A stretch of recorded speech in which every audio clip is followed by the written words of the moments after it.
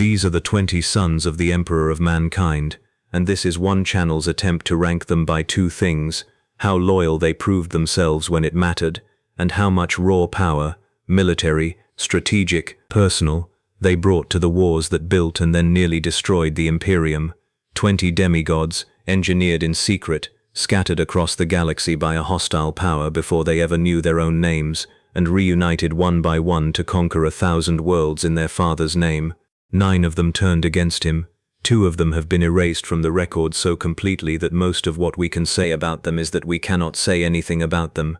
This is not an official Games Workshop ranking, there isn't one. This is our own editorial framework, built from decades of published Black Library novels, Horus Heresy sourcebooks, and Warhammer 40,000 codices, applied as consistently as the source material allows to 20 extraordinary and, in most cases, extraordinarily broken individuals.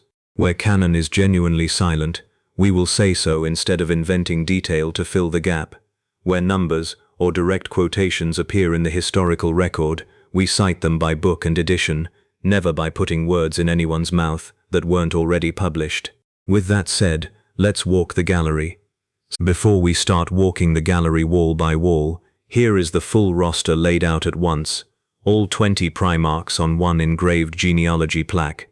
Loyalist and traitor legions marked, homeworlds noted where the record allows it, and the 2 erased plinths left honestly blank, so you can see the shape of the whole betrayal before we zoom into any single bust. Some scene setting first, because the ranking only makes sense with the background attached. In the tale as it has been told across more than 2 decades of Games Workshop's Horus Heresy publishing line, the Emperor of Mankind created 20 superhuman sons in secret, gestated them in a genetic laboratory, and intended to raise them as generals for a war to reunite scattered human worlds after the collapse of an earlier golden age of expansion. Before that plan could unfold, a rival power, in the fiction referred to as Chaos, the warp-born forces that the setting treats as literal malevolent gods, scattered the gestating Primarchs across the galaxy through the Imperium, flinging their capsules onto 20 different worlds. Robbed of his sons, the Emperor built an army of smaller genetic copies instead, the Space Marine legions, 20 of them, each eventually intended to be commanded by the Primarch grown from the same genetic template once he was found. One by one, over standard decades, the Emperor's great crusade found them, grown to adulthood, shaped by whatever world had raised them, already legendary in their own right before they ever met their father. Number 20. The 2 erased Primarchs. We're placing them at the bottom together, and we want to be honest about why.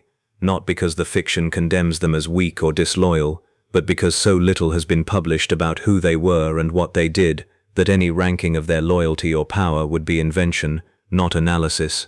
Games Workshop has confirmed across multiple sourcebooks that 2 of the 20 gestation slots produced Primarchs, whose stories were subsequently removed from the narrative, their names and deeds struck from Imperial record in universe and, more practically, left unwritten by the studio for real-world reasons that have shifted over time. One is widely understood by the fan community to be connected to material Games Workshop chose not to continue developing after early edition lore.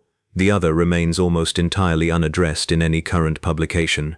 We are not going to manufacture backstories, secret loyalties, or hidden atrocities for either of them, because doing that would be exactly the kind of invented fact this video promised not to traffic in. What we can say honestly, their absence is itself a piece of canon. The Imperium's own in-universe historians treat the erasure as deliberate, a wound in the record left by something the setting doesn't fully explain even to its own characters. In our gallery, they stand as 2 empty plinths, spotlit, plaques blank, because that is the only honest way to represent them. Number 19. Angron. Angron is the Primarch of the World Eaters Legion, and if this list rewarded battlefield ferocity alone, he would rank far higher. He does not, because his story is one of the clearest cases in the setting of power divorced almost entirely from loyalty, even before he formally joined Horus's rebellion. Angron was raised as a slave gladiator on his home world, forced to fight in arena pits alongside other captives who were later executed by their overseers, while Angron was pulled away to meet his newly arrived father, a betrayal the character never forgives, and one that colors every subsequent choice he makes. He carries cranial implants, The butcher's nails, originally installed to control the slave gladiators, which by the time of the Great Crusade have become a permanent source of pain and induced rage that Space Marine chapter serfs and Legion loremasters describe as pushing him toward a killing frenzy he cannot fully control. When Horus turns against the Emperor, Angron follows with essentially no hesitation, and the World Eaters become one of the most notoriously destructive legions in the Civil War, most infamously during what Black Library fiction and Warhammer Horus Heresy sourcebooks describe at the massacre on Istvan III and later at Nuceria, sacking his own former home world. He ranks near the bottom of this list on loyalty for obvious reasons, and even on power. His contribution is a blunt instrument rather than a strategic one, devastating in a straight fight, largely Mortarion.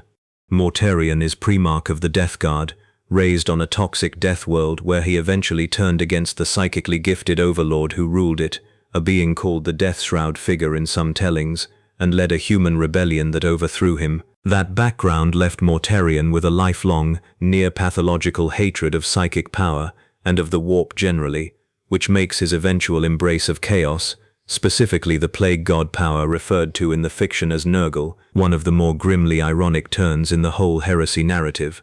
Mortarion's loyalty was already fraying well before Horus's rebellion became overt. Multiple Horus Heresy novels depict him as resentful of the Emperor's secretive relationship with the Order of Psychers, suspicious of favoritism shown to other Primarchs, and personally isolated even among his brothers. He follows Horus into rebellion and the Death Guard's fall, culminating in exposure to warp corruption during the invasion of a world called Iax, and subsequent transformation into what the fiction calls the Plague God's Chosen Legion, is one of the more thoroughly documented tragedies in the setting's modern publishing. On power, Mortarion is a superb close-quarters fighter and an experienced, disciplined field commander, which is why he doesn't rank lower still. But his story is fundamentally one of a Primarch, whose loyalty was compromised long before he ever raised a weapon against the Emperor, which is why he sits this low. Number 17. Conrad Kurz, also known as Night Haunter. Kurz is Primarch of the Night Lords, raised alone on a crime-ridden, lightless world where he taught himself to become a masked vigilante figure, terrorizing criminals into obedience through fear rather than justice. By the time the Emperor's Great Crusade found him, Kurz already operated as judge, jury, and executioner of his own city, and, significantly, he had precognitive visions of his own eventual death, which multiple sourcebooks describe as fueling a fatalistic belief that his violent path was simply unavoidable. Kurz's loyalty to the Emperor was always more transactional than genuine. Official Horus Heresy material depicts him as contemptuous of the Great Crusade's stated ideals even while nominally serving them, and the Night Lord's Legion under his command developed a reputation, well before the heresy, for terror tactics that alarmed even other Primarchs. When the Civil War breaks out, Kurz doesn't so much choose Horus's side out of belief as continue doing what he always did, at greater scale and with less restraint. On power, he's an exceptionally skilled and utterly ruthless commander of terror-based warfare, but his legion's effectiveness is built on psychological horror rather than the large-scale strategic or brute force power that ranks higher on this list, which is part of why he lands here rather than in the upper half. Number 16. Fulgrim. Fulgrim, Primarch of the Emperor's Children, begins the Horus Heresy narrative as one of the most outwardly loyal, most admired Primarchs in the entire Great Crusade, a gifted swordsman, an estate obsessed with perfection in art and war alike, and by several accounts Horus's closest friend among his brothers. That closeness is exactly what makes his fall so significant to the plot. Across the early Horus Heresy novels, Fulgrim is shown being manipulated, corrupted, and ultimately possessed, in an escalating descent that culminates in him personally killing his own legion's master swordsman and mentor figure, and later, most infamously, striking down his brother Primarch Ferrus Manus during the betrayal at Istvan V. Fulgrim's corruption arc is one of the most explicit power without restraint stories in the setting.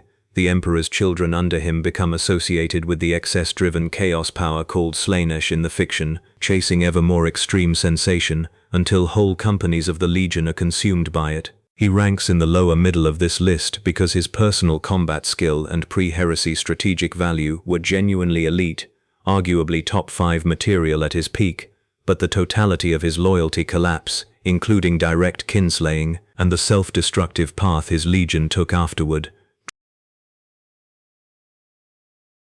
Number 15. Perturabo.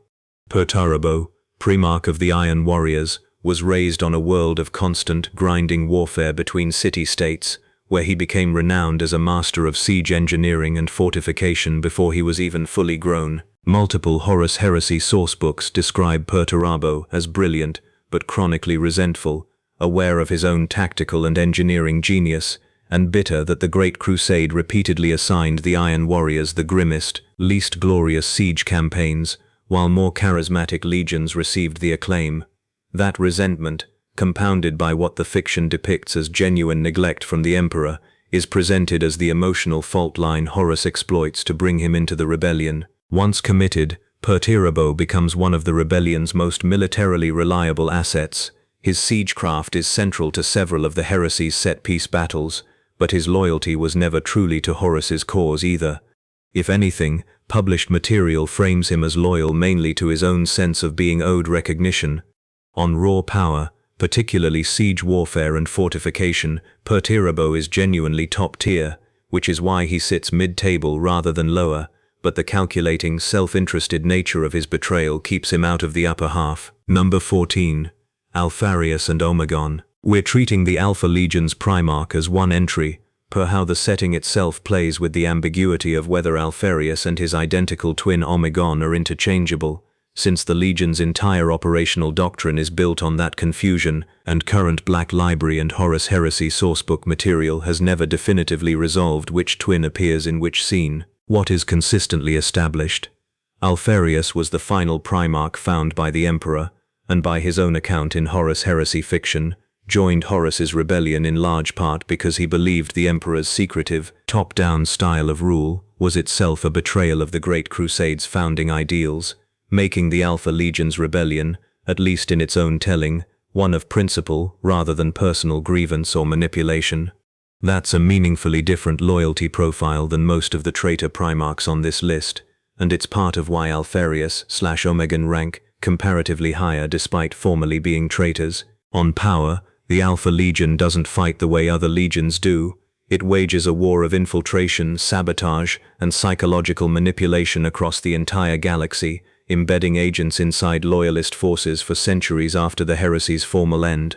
That's a different, harder-to-measure kind of power than a straightforward siegebreaker or swordsman, which is why the twins land in the middle of this list rather than clearly above or below their brothers. Number 13. Magnus the Red.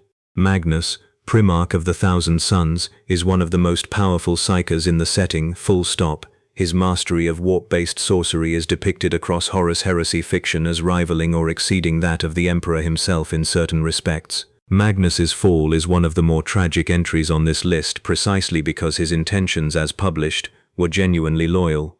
Seeing Horus's rebellion beginning to take shape through psychic foresight, Magnus attempts to warn the Emperor directly using forbidden sorcerous means, an act that, because of a prior imperial edict restricting unsanctioned psychic activity, and because the warning ritual inadvertently causes catastrophic damage to Imperial Palace defenses on Terra, is treated by the Emperor sends fellow Primarch Leman Russ and the Space Wolves to censure Magnus's homeworld, Prospero. The resulting attack, chronicled in detail across multiple Horus Heresy novels, devastates the Thousand Suns and pushes Magnus into the arms of the chaos-powered Tzeentch largely as a means of saving what remained of his legion. Ranked on loyalty, Magnus is a genuinely difficult case. His intent was to warn and protect the Emperor, not to betray him, which is why he sits well above most of the other Legion founding traitors on this list. On power, his psychic capability is enormous, arguably top 3 in the setting, but the Thousand Suns' actual military contribution to the wider war is comparatively limited next to legions built for straightforward conquest, which balances his overall placement here in the middle of the gallery. I'll be honest, this is the entry where the ranking stopped feeling like a fun exercise and started feeling uncomfortable to write.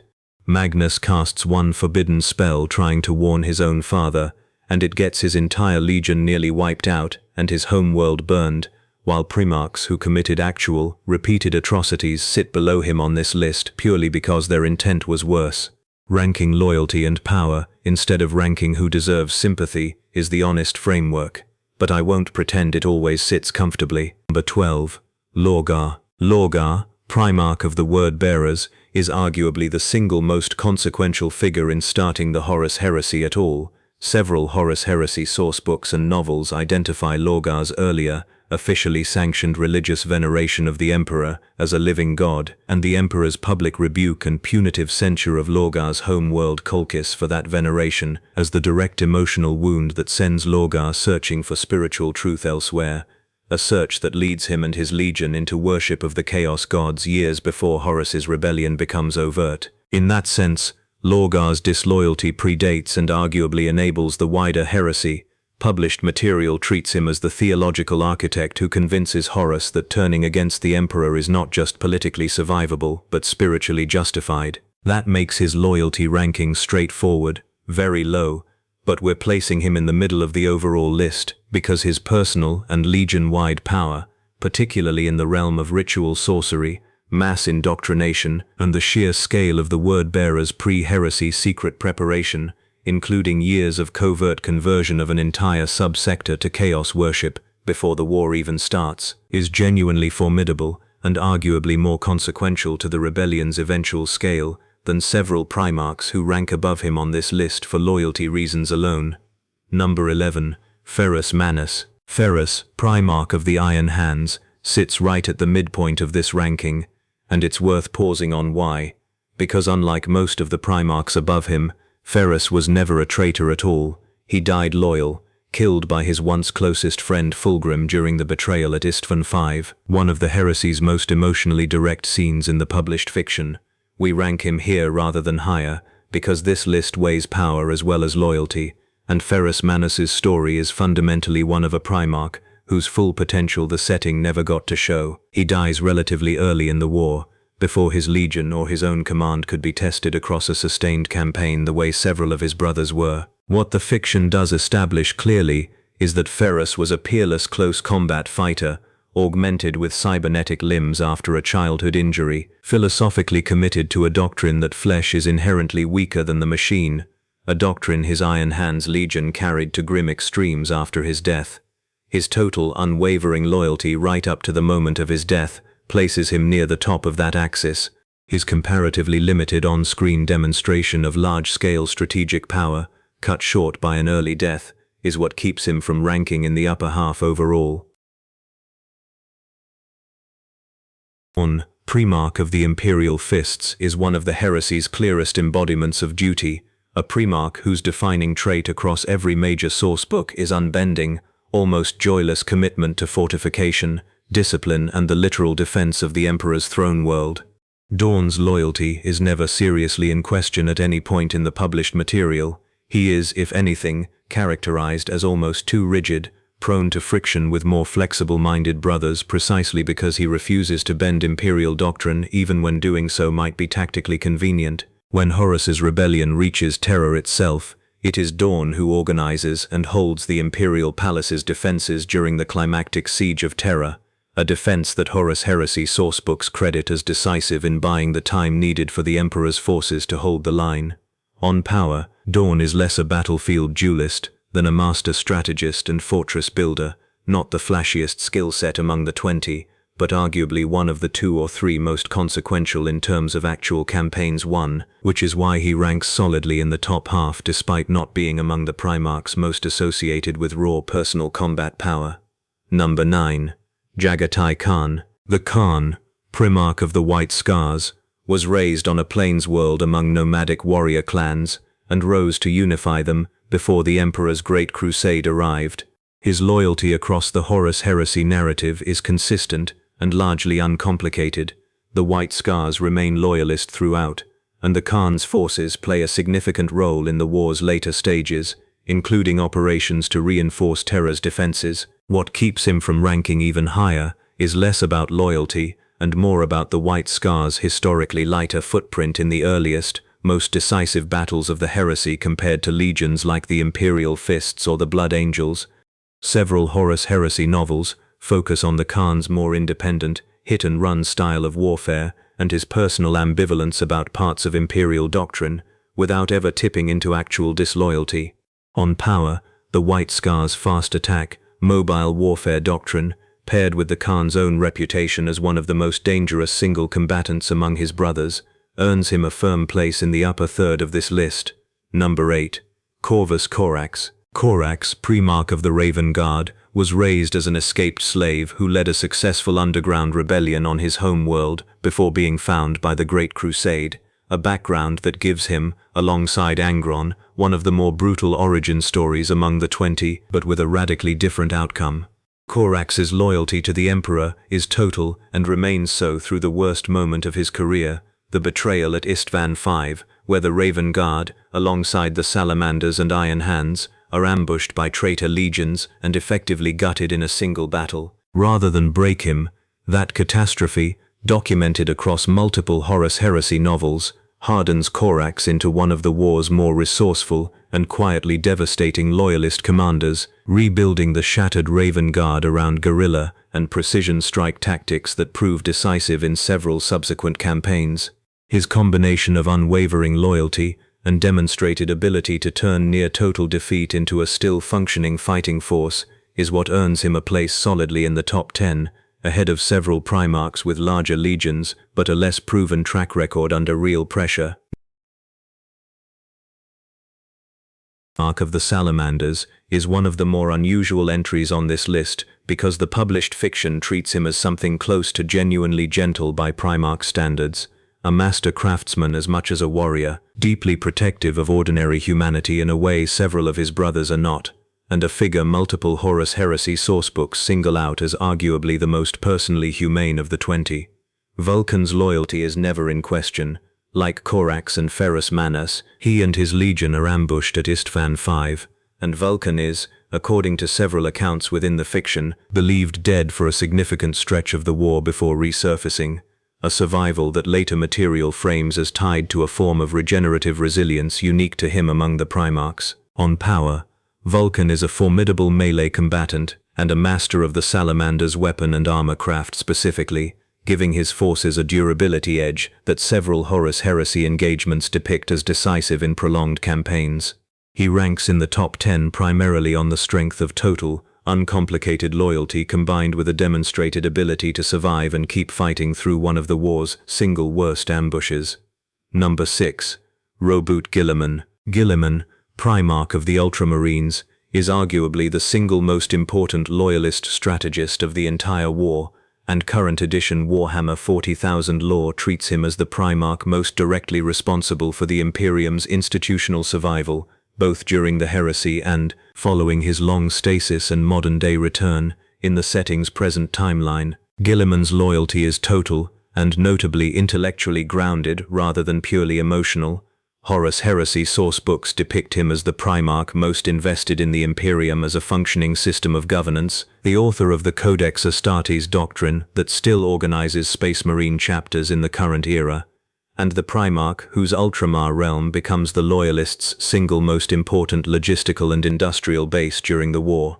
We're ranking him this high primarily on the strength of that dual loyalty and competence combination, not the flashiest combatant among his brothers, but the one whose planning, administration and strategic patience arguably kept the Imperium from collapsing outright even after the Emperor was incapacitated. His near-fatal wounding by Fulgrim during the war, and his subsequent millennia in stasis, don't diminish that standing. If anything, current law's treatment of his return as the Imperium's best hope for genuine institutional reform reinforces just how central he is judged to be. Number 5. Sanguinius. Sanguinius, Primarch of the Blood Angels, is one of the most consistently mythologized figures in the setting, described across decades of source material as physically beautiful, winged, gifted with limited precognition, and burdened for his entire life with visions of his own death that he chooses to face anyway rather than flee. His loyalty to the Emperor is absolute and, crucially, self-sacrificing in a way the fiction treats as the clearest embodiment of everything the loyalist cause claims to stand for. Knowing from his own visions roughly how and when his death would come, Sanguinius nonetheless leads the defense of Terra during its final, most desperate hours, and is killed by Horus personally during single combat at the very climax of the Horus Heresy's central conflict, an event Games Workshop's own current edition background material treats as one of the setting's defining tragic moments. On power, Sanguinius is consistently ranked among the most formidable individual combatants of the 20, and the Blood Angel's role in the final defense of Terra is treated as decisive. He sits at number 5 because total loyalty, genuine self-sacrifice, and top-tier combat capability combine here about as completely as anywhere on this list, short of the very top. Iron, Primarch of the Dark Angels, is one of the more genuinely difficult cases in this ranking, and we want to be upfront about why he sits this high despite a persistent cloud of in-universe suspicion around him. Raised alone in a forest on a world of warring knightly orders, the Lion is depicted across Horus Heresy and current 40k sourcebooks as arguably the single most naturally gifted military mind and combatant among all 20 Primarchs, a reputation that has held consistently across editions. His loyalty was never formally broken. The Dark Angels remained a loyalist legion throughout the war, but the published fiction, including his own current edition background, treats him as a Primarch whose secrecy, personal ambition, and willingness to operate outside the Emperor's direct oversight created lingering, unresolved questions that the Dark Angels chapter itself spends 10,000 years quietly trying to bury. We rank him at number 4 rather than lower specifically because, on the available published record, he never actually turned against the Emperor. The suspicion is textual and deliberate, part of the character's design, but it is suspicion, not documented betrayal, combined with a power ranking that multiple current sourcebooks place at or near the very top of all 20 Primarchs in personal combat ability, that keeps him solidly in the upper tier of this list. Number 3. Leman Russ. Russ, Primarch of the Space Wolves, was raised among the warrior clans of a harsh feral world, and is characterized throughout Horus Heresy and current edition material as one of the most physically dominant of all the Primarchs, a brawler general whose personal ferocity in combat is treated as second to none, matched with genuine strategic cunning that his rough exterior sometimes obscures. His loyalty to the Emperor is never seriously questioned in the published record. The Space Wolves remain a loyalist legion throughout the war, and Russ personally leads the censure of Prospero against Magnus, a mission the fiction treats as brutal but carried out on the Emperor's direct order rather than out of personal malice, whatever the complicated fallout with his brother. Russ's placement at number 3 reflects a combination that few other Primarchs match as cleanly: total, uncomplicated loyalty to the Emperor throughout, paired with a power ranking that multiple sourcebooks place among the very highest of the 20 in single combat, and a legion whose battlefield reputation for savage effectiveness is matched by few others in the setting. Number 2. Horus Lupercal. Horus, Primarch of the Sons of Horus, later the Lunar Wolves before his own renaming of the Legion, was the first Primarch found, the Emperor's chosen war master and de facto commander of the entire Great Crusade, and by the near-universal agreement of the published fiction, the single most gifted Primarch across almost every axis: combat, charisma, strategic command, and the simple ability to inspire total devotion in those who served under him.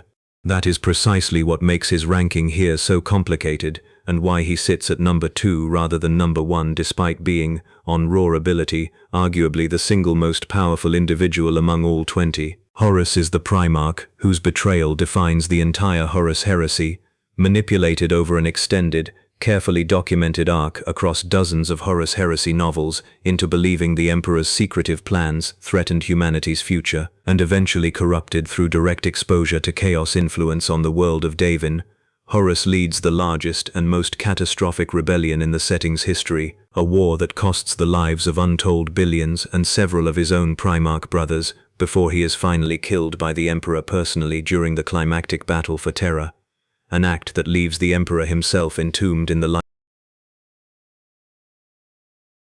Rank Horus at number 2 specifically because this list weighs loyalty as heavily as power. No Primarch on this list did more damage to the Imperium from the inside, and none had more capability to do that damage in the first place. He is, in the truest sense, the highest power, lowest loyalty combination in the setting's entire 20 Primarch roster, which by this ranking's own math still lands him second overall, purely on the sheer scale of what he could do and once did in the Emperor's name, before he turned all of it against him. Number 1. Robert Guilliman's institutional legacy and Sanguinius's sacrifice both matter enormously to this list.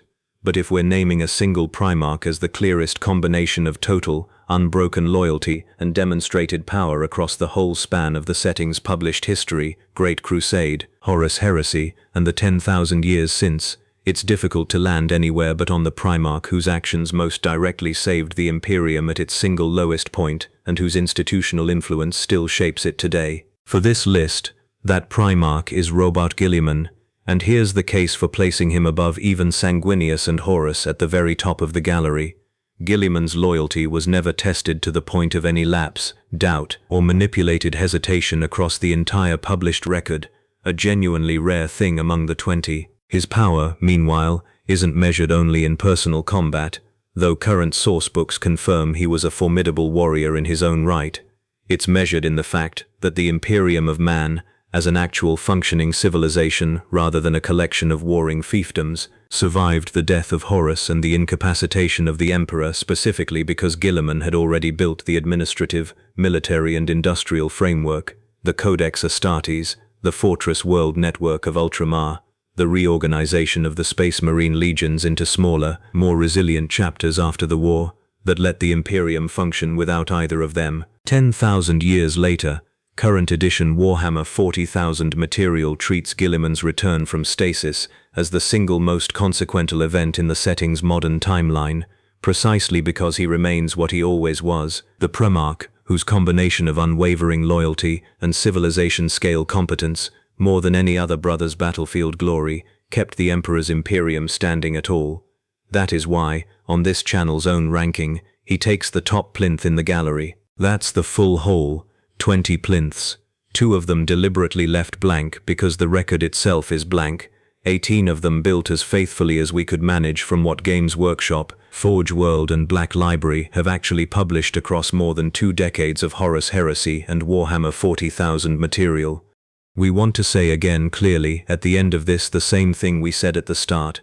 This ranking is a lens we built, not a verdict handed down by the studio that owns these characters. Reasonable readers of the same source material will order this list differently, and if you disagree with where we placed Perturabo relative to Fulgrim, or the Lion relative to Lemon Russ, that disagreement is the entire point of a ranking like this one.